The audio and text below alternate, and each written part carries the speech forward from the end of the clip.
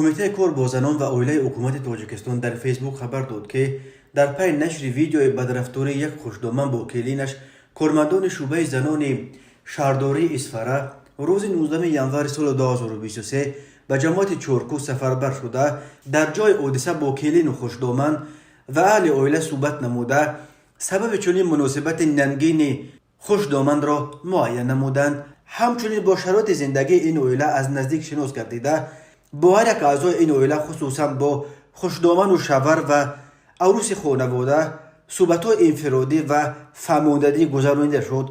گفته می شود در اطلاعیه کمیته نگاره یونس و مؤلف اصابات تاکید کرده است که نوار مذکور سال گذشته ثبت گردیده بوده است. عروس خانواده کودکدار شده.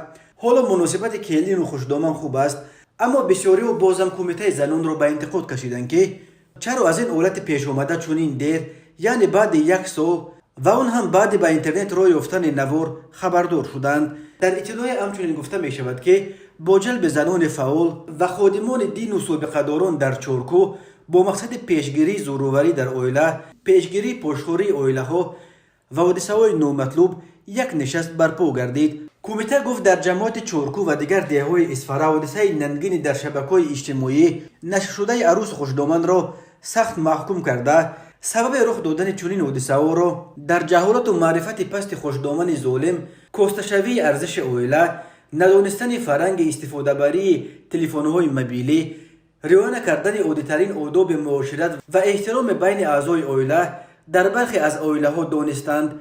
این در حالی است که ریاست کارهای داخلی ولایت سوخت اخیراً خبر داد که نسبت به خوشدامن ظالم پرونده مأموری گشودند و به او بر اساس زوروری در اویله جریمه به مبلغ از 128 تا 320 سومانی تهدید میکند.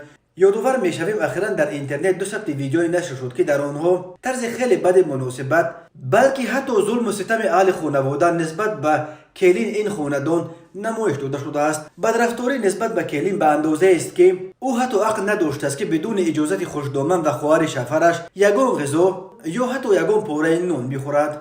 در پی تماشای این ویدیو 10 نفر از مقامات خواستند تا نسبت به این خوشدامن برای چنین بدرفتاری نسبت به کلینش چاره بیندیشند.